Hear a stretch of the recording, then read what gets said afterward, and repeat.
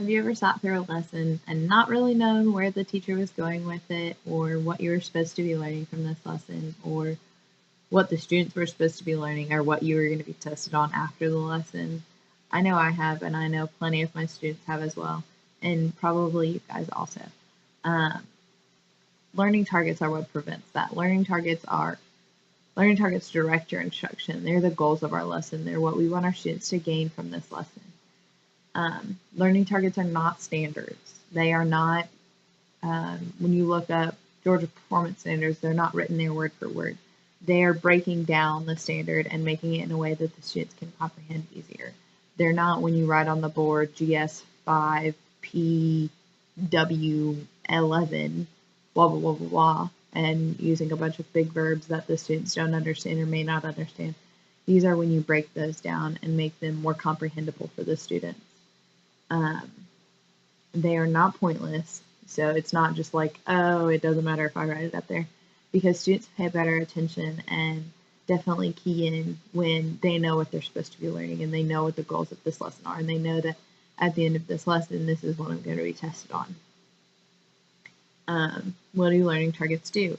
Learning targets direct our instruction. They're the goals. They also direct our assessments. So they're what we're going to test our students on after we finish this lesson.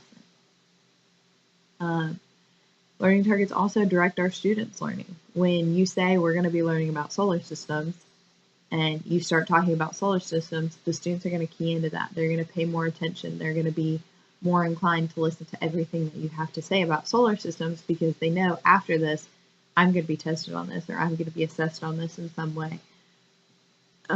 So this is what I need to know. This is the bread and butter of what I need to know after this lesson is through. What else can you tell me about learning targets? What else is there? Well, there's 5 different types of learning targets. There are knowledge targets, reasoning targets, skill targets, product targets, and disposition targets. Okay, so now that I know there's 5, how are they different? What makes knowledge and reasoning different? Which makes knowledge and product different? Well, your knowledge targets are your information. They're your facts. They're what you want your students to gain information-wise. These are most often tested in formal and informal settings.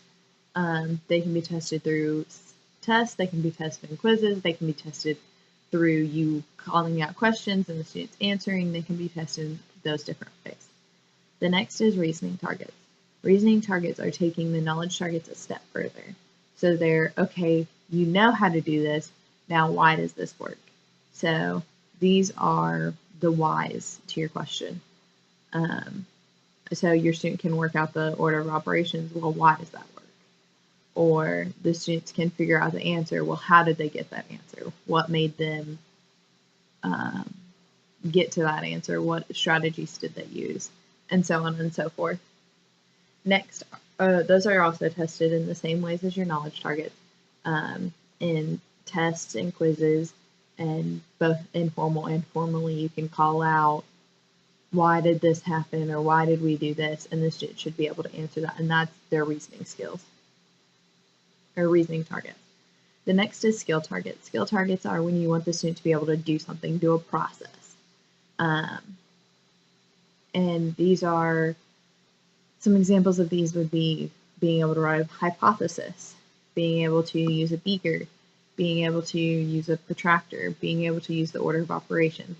They're skills. They're what you want the student to be able to do, and physically, like step by step by step, this is what should be done.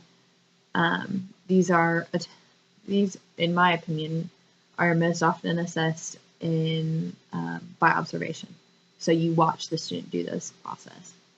The next are product targets. So this is when you want the student to be able to create something. So a piece of music, a piece of artwork, a game if they're supposed to be teaching their formal or their peers something, or maybe a PowerPoint. These are often tested in rubrics. The last one is disposition targets. Disposition targets are, how do you feel about this? These are often not, you are not able to take a standard and break it down and get a disposition target. Disposition targets are come up with by the teacher. So it's when you don't want your students to be stressed out about something, when you're teaching them something and you want them to be able to feel confident about it. And these are the hardest probably to assess. And these rely heavily on the teacher and students relationship. If you don't have a good relationship with your students, then you're probably not going to get an accurate disposition report, because the students aren't going to feel comfortable in telling you, hey, this really stresses me out, or hey, I really don't like math.